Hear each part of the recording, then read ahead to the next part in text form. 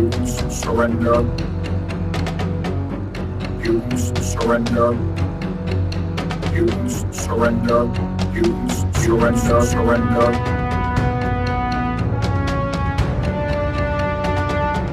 Use surrender. Surrender. Use surrender.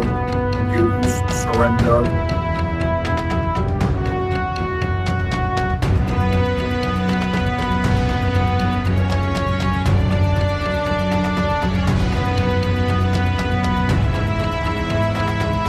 I primed the miniature in black and I'm working in sub-assemblies, but only 2.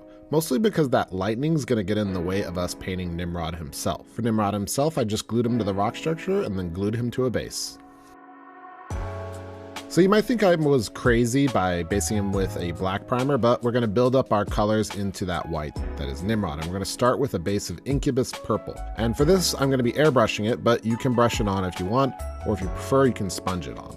And it doesn't have to be a fully saturated layer. You can use that black to your advantage as further shadow work.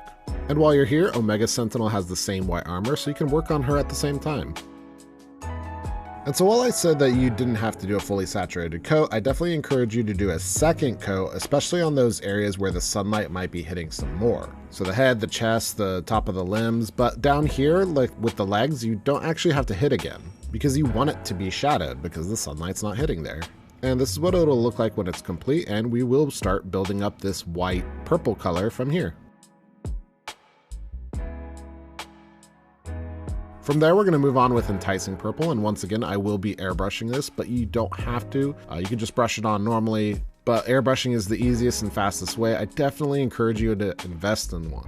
And with this color, you're going to spray the majority of the model, but you can leave these areas down on the legs less colored. And leaving those areas naturally shadowed while your other areas brighter with more intense color will just give you a better sense of volume on the miniature.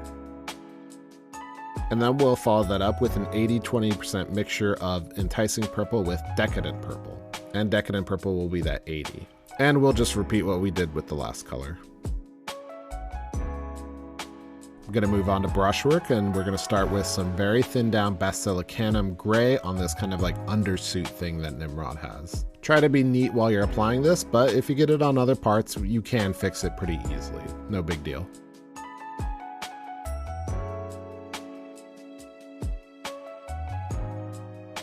And then once it's dried, you can apply a second coat of it in the recesses of those muscles to really help define them.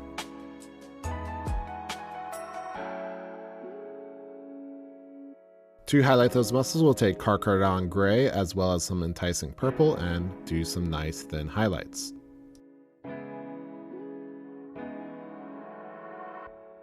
And you can even blend it to those darker areas with some texture and stippling if you like to do it like I like to do it.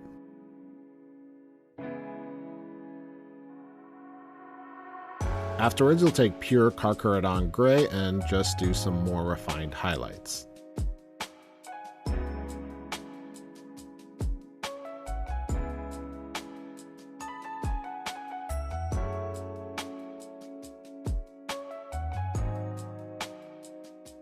So I'm going to treat Nimrod a little bit like a Gundam model, and I'm going to do some panel lighting, and for that I'm going to take Luxian Purple and Basilicanum Gray contrast paints and mix them together and thin them down quite a lot. And I'm going to very carefully use my brush to get in all those crevices. It's not easy, so just have patience.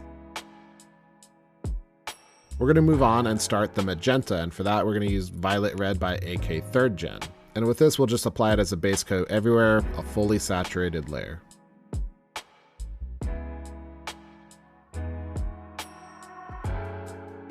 To shade it, we will mix in some black with that violet red and glaze it down into the shadows.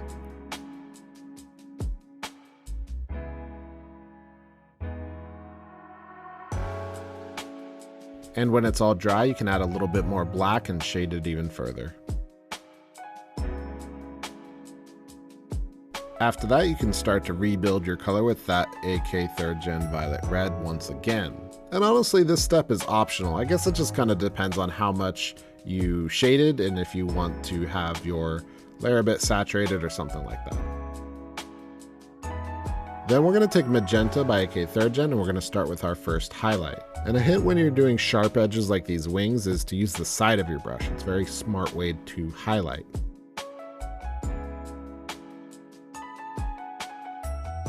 Alright, after that we will take some ice yellow, add it into our magenta, and we're going to start some refined highlights with that. The color is getting quite bright, so make sure you're not overly highlighting it and ruining that magenta color. You don't really want it to be pink. And generally you want to focus your highlights in key areas to kind of get a non-metallic metal look. And you can see that here as I add more ice yellow into the mixture, but get even smaller and more refined with my brush strokes.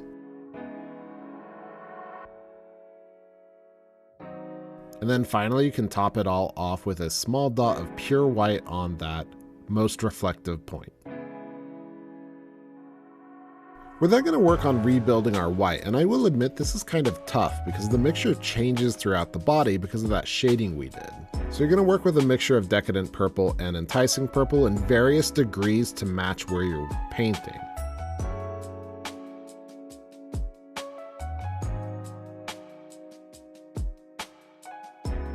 And I've built up some transitions through some rough looking texture, but I'm doing it in a way that controls my light and my shadows. So this lower leg is mostly shadows while the upper thigh is mostly the brighter color. And those rough transitions help them merge together. And if you want less rough transitions, you can just glaze the paint in as well. That'll make it smoother, and I probably should have done it a little bit more on this model. Once you've got those transitions done, you'll take pure Decadent Purple and begin to edge highlight all of the white. But it doesn't only have to be the edges, you can also add those highlights to those focal points where the light is really going to hit. And even with this, I'm still building up my textures because I like them.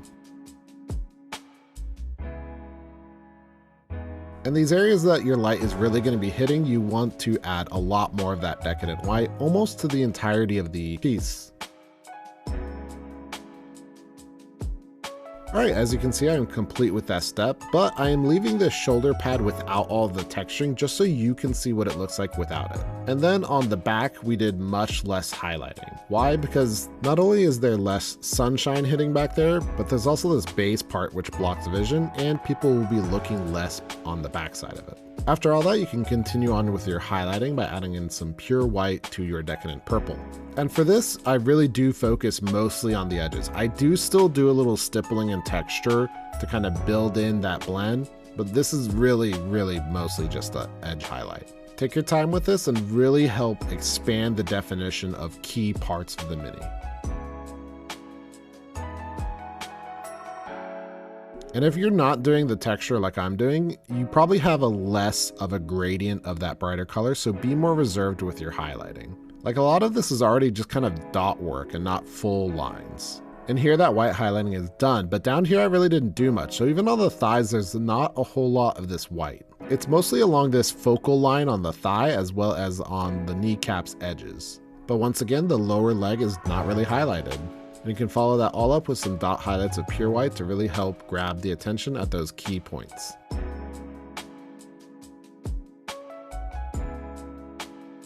Here I'm using a white ink, but you could just use some really watered down white paint if you want. I'm going to flood the eye sockets as well as these back sockets that will be glowy. We're then going to take a pink fluorescent. You could use a red if you like. I'm using Cuttlefish Colors Pink Dragon. Thin it down and apply it in those areas that you'd use the white ink.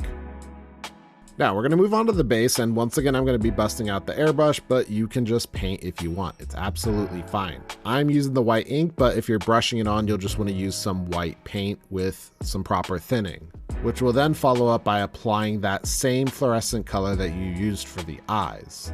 Get this as a fully saturated coat across all these special effects.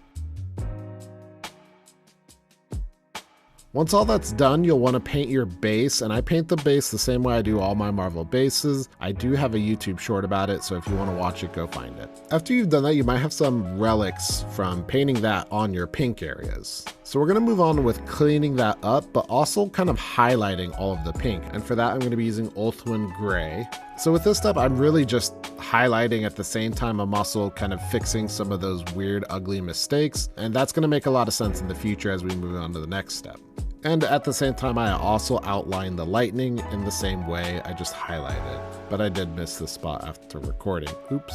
But once you're done with all that super tedious work, I swear to God, I hate painting these effects, and they're on all the Marvel minis these days, and it can get a little tiring. We're gonna be reapplying that pink fluorescent. I'm airbrushing, I've thinned it down quite a lot, so if you're brushing it on, make sure you're thinning the paint so it doesn't fully cover that ulthuan gray.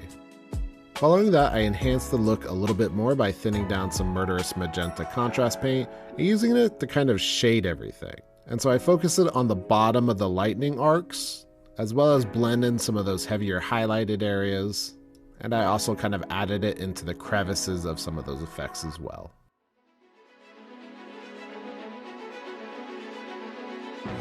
And Nimrod is complete and the X-Men are in trouble. This powerful Sentinel from the future is here to ruin their days of future past, or something like that. Anyways, I had a lot of fun painting this. Actually, I won't lie. I did not have a lot of fun painting this. I thought it was going to be a lot more simple than it was, but for some reason, like, this white is simple. It's very easy to do, but like, I don't know, man. I really thought I was going to have time to also paint Omega Sentinel and Bastion for this video, just to kind of have them in there in these cool picture video things, but like, it just did not happen. And it's such a simple, non-complicated paint scheme. I don't know what happened with my time. Anyways, I'm really rambling. My air conditioning's coming on, so you're gonna hear funny noise. Like, subscribe, comment. I will catch you in the next one. Thanks.